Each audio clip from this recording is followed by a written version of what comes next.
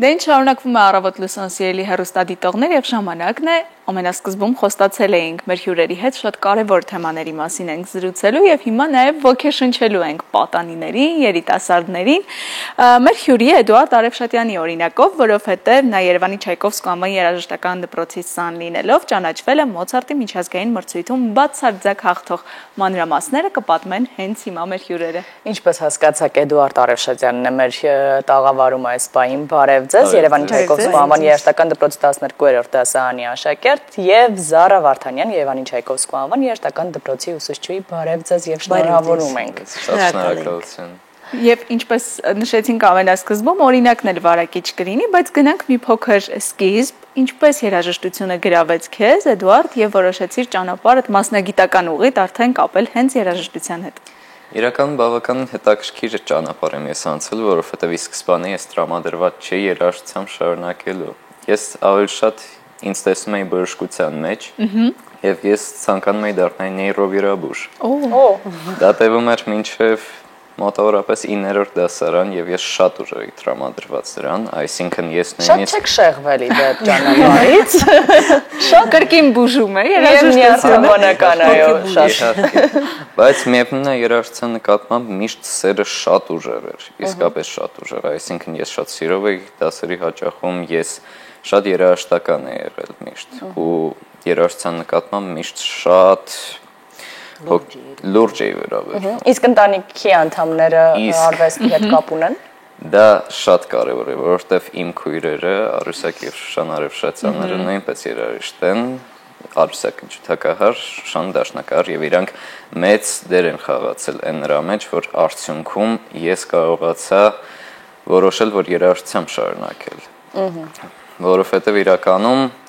եկավ այն պահը, երբ ես հասկացա, որ իսկապես երաժշտությունը իմ համար կյանքի ամենակարևորագույն երևույթն է։ Եվ դա կոնկրետ թե իմ կյանքի նպատակն է, թե իմ կյանքի իմաստը։ Դա շատ կարևոր է, դա սովորաբար մարդիկ մի ամբողջ կյանք ապրում են եւ չեն կարողանում գտնել եւ իրենց կյանքի իմաստը եւ նպատակը եւ ինչուն իրենց գոյության, բայց փաստորեն Էդուարդը արդեն կարողացել է դա անել եւ հասկացել է եւ հստակ քայլերով շարժվում է դեպի այդ նպատակ։ Ու շատ կարևոր է այդ ճանապարհին գտնել այն մարդկանց, որոնք կուղեկցեն եւ ճիշտ խորհուրդներ կտան։ Տիկին Վարդանյան, ինչպես եղավ ձեր եւ Էդուարդի հանդիպումը, ինչպես գտաք նրան եւ որոշեցիք պահպանել, փայփայել մինչև այս մրցանակները, որի մասին հիմա խոսելու ենք եւ փառատոնները, որին մասնակցում է Էդուարդը։ Ոնց որ ինքը ասեց, իր քույրիկ Արևշատյան Շուշանը, ինքը իմ սանն էր։ Ինքը եկավ ինձ մոտ 6 տարեկանում, իսկ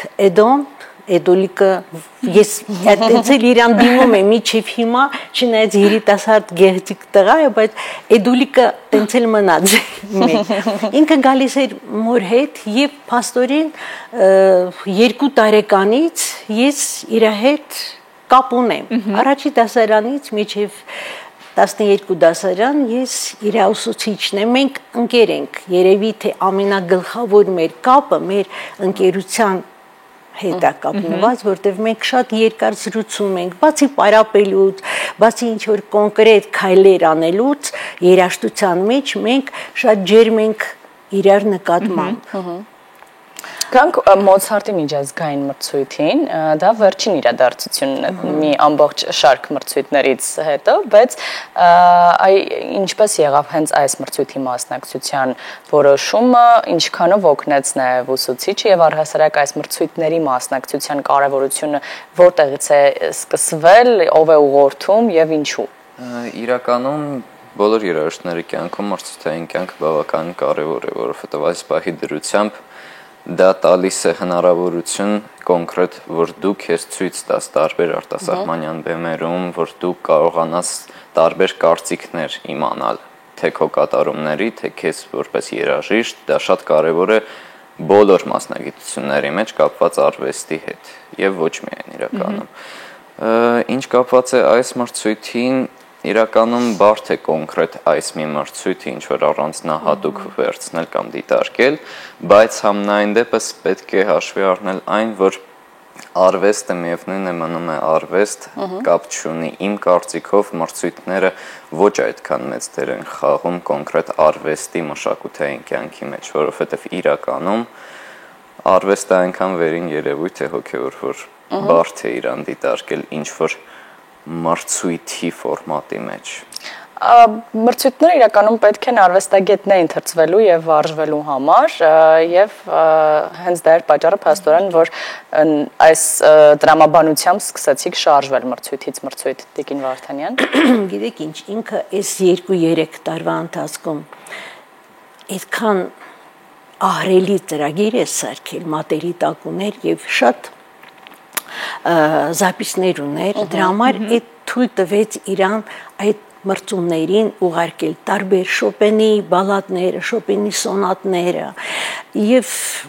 երևի թե այդ աճը, որ ինքը կարողացավ 2-3 տարում ունենալ, այդ բերեց այս արդյունքներին։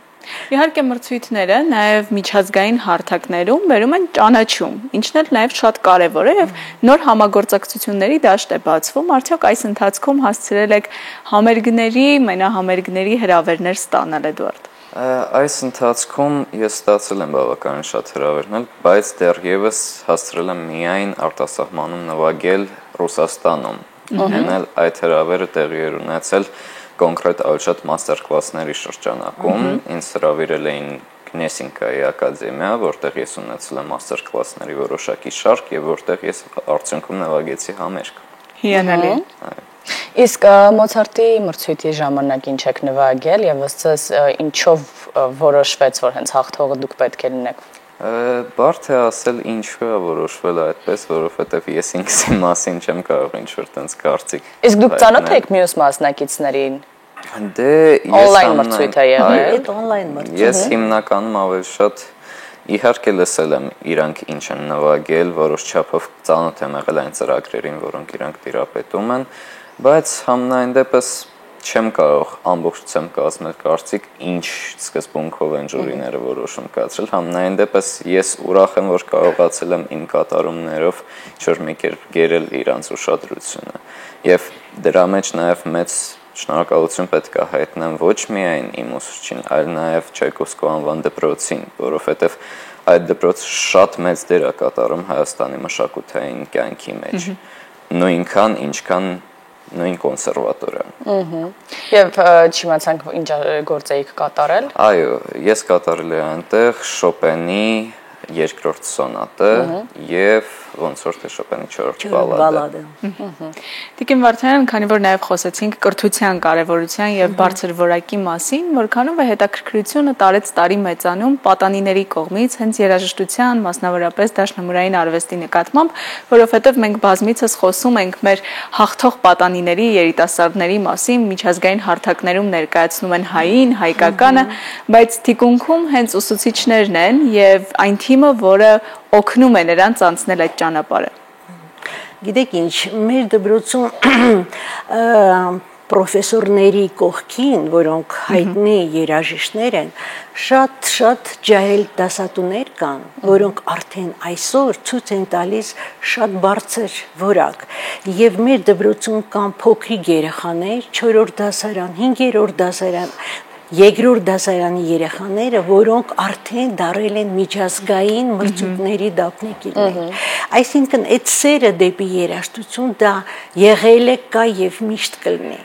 Առանց երաժշտության հնարավոր չի պատկերացնել կյանքը։ Ու ես կարծում եմ, որ ծնողի դերն էլ է շատ կարևոր։ Չնայած որ հիմա բոլոր ջահել ծնողներ ուզում են, որ երեխան համ սպորտով զբաղվի, լեզուներ տիրապետի, բայց անպայման եւ երաժշտություն։ Եվ այդ բազմակողմանի տարբեր գծերում երաժշտությունը իհարկե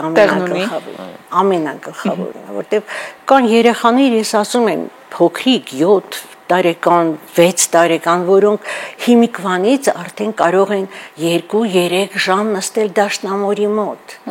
առանց տիպողական ինչ-որ բաների։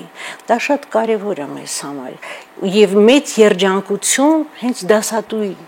որտեղ եթե տեսնում ես, որ երեխան սիրում այդ գործը, ուրեմն դասատուն պետքա կրկնապատիկ իհարկե իր հետ պարապի։ Իհարկե շատ կարևոր կետեր երկու նշեցիք, ծնողների դերը եւ ուսուցչի դերը, որովհետեւ երեխան կարող է սեր ունենալ կամ հակվածություն ունենալ եւ դա շատ սխալ մասնագետի կամ ծնողի անուշադիր ուղղորդման հետևանքով կոտրվել։ Խոսենք նաեւ ապագա անելիքների մասին, ինչ ծրագրեր ունեք, որն է հաջորդ նշաձողը։ Այս պահի դրությամբ դեռևս ամենակարևոր բանը շարունակել կոնսերվատորիայում կրթությունը արդեն եւ շարունակել հնարավորինս շատ ծրագրեր կուտակել, անցնել բավականին մեծ ռեպերտուարների, մասնակցել կրկին տարբեր մրցույթների, կարողանալ Հայաստանը ցույց տալ տարբեր համաշխարհային հարթակներում։ Դա ամենակարևորը, որտեղ իմ կարծիքով Հայաստանը եզակի երկրներից է իրականում, որտեղ կոնկրետ